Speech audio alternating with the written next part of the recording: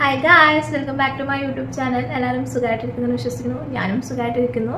അപ്പോൾ ഇന്ന് വളരെ സന്തോഷത്തോടു കൂടിയാണ് ഈ വീഡിയോ ചെയ്യുന്നത്. കാരണം വേറൊന്നുമല്ല, ഞാൻ അങ്ങനെ ഫേസ്ബുക്കിലൂടെ ഇങ്ങനെ സ്ക്രോൾ ചെയ്ത് പോകുമ്പോഴത്തേനും നമ്മുടെ ബോബി ചെമ്മണ്ണൂരിൻ്റെ ഒരു വീഡിയോ കാണാനിടയായിട്ടോ. അപ്പോൾ അത് കണ്ടപ്പോൾ എനിക്ക് വളരെ സന്തോഷം തോന്നി. വേറൊന്നുമല്ല, ബോച്ച നല്ല അടിപൊളി ഒരു മാസമായിട്ടുള്ളൊരു വീഡിയോ ചെയ്തിട്ടുണ്ട്. അത് നമ്മുടെ മറുനാടനിലെ സജസ്റ്റ് അറിയാം, നമുക്ക് എല്ലാവർക്കും അറിയാം.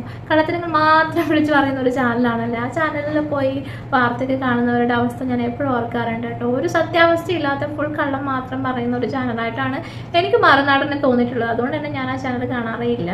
നമ്മുടെ ബോച്ചനെ കുറിച്ച് കുറേ അധികം കുറ്റങ്ങൾ പറഞ്ഞുകൊണ്ട് കള്ളങ്ങൾ പറഞ്ഞുകൊണ്ട് ഒരു വീഡിയോ ഉണ്ടാക്കിയിട്ടുണ്ടായിരുന്നു. അപ്പൊ ആ വീഡിയോക്ക് ബോച്ച നല്ല ക്ലാസ് ആയിട്ട് മറുപടി കൊടുത്തിട്ടുണ്ട്. നമുക്ക് എല്ലാവർക്കും അറിയാം ഈ സാജൻസ് കറിയുടെ ചാനൽ എത്രത്തിലുള്ളതാണല്ലേ. കള്ളത്തരങ്ങൾ മാത്രം വിളിച്ചു പറയുന്ന, കള്ളത്തരങ്ങൾ മാത്രം എഴുതി വിടുന്ന ഒരു ചാനലാണ് സാജൻസ് കറിയുടെ മറുനാടൻ ചാനൽ എന്നുള്ളത് നമുക്ക് എല്ലാവർക്കും അറിയാം. അദ്ദേഹത്തിന്റെ ചാനൽ വഴിയിലെങ്ങാനും കണ്ടെന്ന് നോക്കിപ്പോയാൽ എന്തെങ്കിലും ഒരു ന്യൂസ് കണ്ടാൽ നമുക്ക് ഇത് കള്ളമാണെന്ന് നമുക്ക് എല്ലാവർക്കും അറിയാം. അതുകൊണ്ട് തന്നെ ആ ന്യൂസിന് അത്രമാത്രം വാല്യൂസ് മാത്രമേ നമ്മളെല്ലാവരും കൊടുക്കാറുള്ളൂ. അതുപോലെ തന്നെ അദ്ദേഹം നമ്മുടെ ബോച്ചനെ കുറിച്ച് കുറച്ച് കള്ളത്തരങ്ങളൊക്കെ പിടിപ്പിച്ച കുറച്ച് ന്യൂസ് അദ്ദേഹം കുറച്ച് ദിവസങ്ങൾക്ക് മുമ്പേ അദ്ദേഹത്തിന്റെ ചാനലിൽ ഇട്ടിട്ടുണ്ടായിരുന്നു. അതിനെതിരെയാണ് ഇപ്പൊ ബോച്ചെ നല്ല ക്ലാസ് ആയിട്ട് മറുപടി കൊടുത്തിട്ടുള്ളത്. സോ അതിൽ സാജൻസ് കറിയ പറയുന്നത് കേരള ലോട്ടറിയുടെ വിൽപ്പന 10 കോടി എങ്ങാനും കുറഞ്ഞു എന്ന് അദ്ദേഹം മാതൃഭൂമി ന്യൂസിൽ കണ്ടിട്ടുണ്ടായിരുന്നു എന്നാണ്. സോ അതിന്റെ ഒരു കാരണം അദ്ദേഹം വളരെയധികം ഗവേഷണം ചെയ്ത് കണ്ടുപിടിച്ചിരിക്കുന്നത് എന്താണെന്ന് വെച്ചിട്ടുണ്ടെങ്കിൽ, ഈ കേരള ലോട്ടറിയുടെ വിൽപ്പന 10 കോടി കുറയാനുള്ള കാരണമായി സാജൻസ് കറിയെ കണ്ടുപിടിച്ചിരിക്കുന്നത് ബോച്ചെ ടി ലക്കി ഡ്രോ അങ്ങനെ സംഭവം എങ്ങനെ വന്നിട്ടുണ്ടല്ലോ. ആ ഒരു ഇത് കാരണമാണ് കേരള ലോട്ടറിയിലൂടെ വിൽപ്പന കുറഞ്ഞിരിക്കുന്നതെന്നാണ് സാജൻസ് കറി വളരെയധികം ഗവേഷണം നടത്തി കണ്ടുപിടിച്ചിരിക്കുന്നത്. അദ്ദേഹത്തിന്റെ വീഡിയോ പറഞ്ഞത് അദ്ദേഹം ഭയങ്കരമായി ഗവേഷണം ചെയ്ത് കണ്ടുപിടിച്ച കാര്യമാണ്. ഈ ബോച്ചയുടെ ലക്കി ഡ്രോയിലൂടെയാണ് ഈ നമ്മുടെ കേരള സർക്കാരിന് ഇത്രയധികം നഷ്ടം വന്നിരിക്കുന്നതെന്നാണ് നമ്മുടെ പാവൻസ്കാരെ കുത്തിയിരുന്ന് കണ്ടുപിടിച്ചത്. ഓക്കെ, സോ അതിന് നമ്മുടെ ബോച്ചയെ കൊടുക്കുന്ന മറുപടി എന്താണെന്ന് നമുക്ക് നോക്കിയാലോ. മിസ്റ്റർ സാജൻസ് കറിയ, താങ്കൾ പറയുന്ന ഈ മാതൃഭൂമി ന്യൂസ് 15-ാം തീയതിയാണ് ഈ ന്യൂസ് വരുന്നത്. 16-ാം തീയതിയാണ് നമുക്ക് പത്രം ലഭിക്കുന്നത്. ഈ 15-ാം തീയതി രാത്രിയാണ് ബോച്ചെ ലക്കി ഡ്രോ ടിക്കറ്റ് ഞാൻ ലോഞ്ച് ചെയ്യുന്നത്.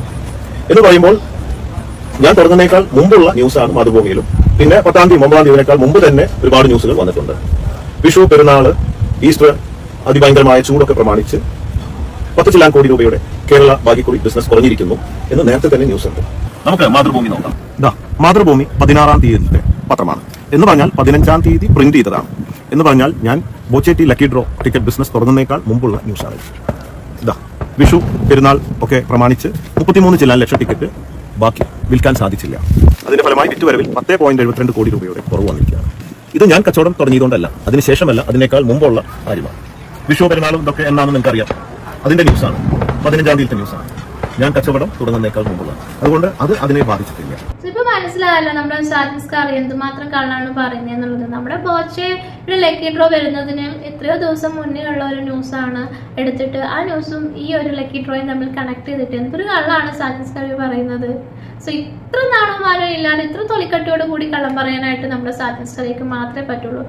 അദ്ദേഹം ആ വീഡിയോയിൽ പറയുന്നുണ്ട് കുറെ നാൾ ഗവേഷണം ചെയ്തെടുത്ത് കണ്ടുപിടിച്ച കാര്യമാണെന്ന്. ഇങ്ങനെയൊക്കെ കള്ളത്തരൊക്കെ പറയാനായിട്ട് കുറച്ച് കാലം ഗവേഷണം എന്തായാലും വേണമല്ലോ. അത് ഞാൻ മറന്നുപോയി.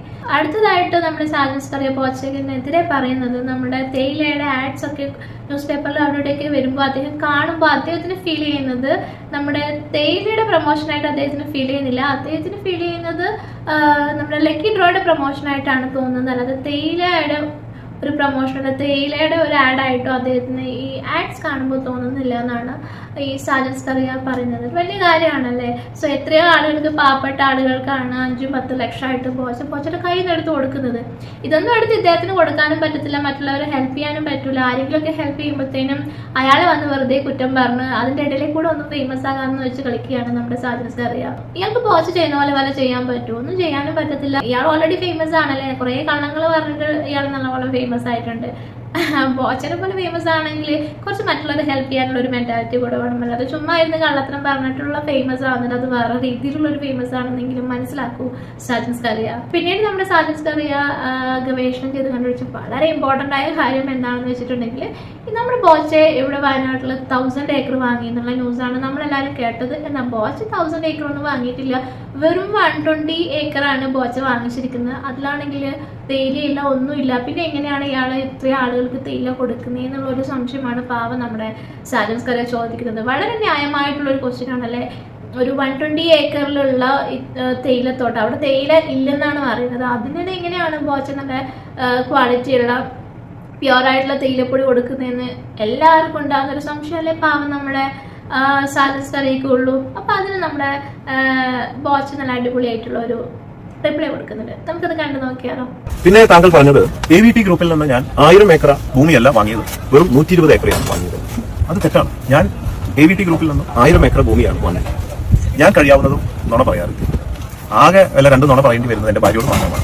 ബിസിനസ്സിൽ ഞാൻ നുണ പറയാറില്ല. നമുക്ക് ഇതിന്റെ രേഖകൾ പരിശോധിക്കാം. ഞാൻ പറയുന്നത് വിശ്വസിക്കുന്നില്ല, വാക്കുകൾ വേണ്ട, രേഖകളിൽ കൂടെ കടന്നു പോകാം. ദാ കേരള സർക്കാർ ലാൻഡ് റവന്യൂ വകുപ്പ് രസീതിയാണ്, പൈസ അടച്ചിട്ടുള്ളതാണ്. കോടിക്കണക്കിന് രൂപ കൽപ്പറ്റ ഇത്രയും വലിയൊരു ഡീല് നടന്നിട്ടില്ല അവിടെ, കോടികൾ ടാക്സ് അടച്ചിട്ട്. ദാ ഷെഡ്യൂൾ ബി ആണ്, 345 ഹെക്ടർ സംതിങ് എന്ന് പറയുമ്പോൾ 852 ഏക്കറയും 84 സെന്റും. ഇനി ഷെഡ്യൂൾ ബി, ഷെഡ്യൂൾ എ, ഇതിങ്ങനെ ഇവിടെ നോക്കിയാൽ നിങ്ങൾക്ക് കാണാം എത്ര ഹെക്ടറാണ്. ഇപ്പൊ നമ്മുടെ സാജൻ സ്കറിയക്ക് തൃപ്തിയായെന്ന് വിചാരിക്കുന്നു. അദ്ദേഹം 1000 ഏക്കർ വാങ്ങിയിട്ടുള്ള രേഖ പോലെ എടുത്തിട്ടാണ് മീഡിയക്ക് മുന്നിൽ വന്ന് കാണിക്കുന്നത് അല്ലെ. അദ്ദേഹത്തിന് അത് കാണിക്കേണ്ട ഒരു കാര്യമില്ല. മീഡിയയുടെ മുന്നിൽ വന്ന് ഇത്തരം കാര്യങ്ങളൊക്കെ പറയുമ്പോൾ കുറച്ചെങ്കിലും ഒന്ന് അന്വേഷിച്ചിട്ടൊക്കെ പറയണമെന്ന് മാത്രമാണ് എനിക്ക് ഈ സാജൻ സ്കറിയയുടെ അടുത്ത് പറയാനുള്ളത്. കുറച്ചെങ്കിലും ഒന്ന് പ്ലീസ്.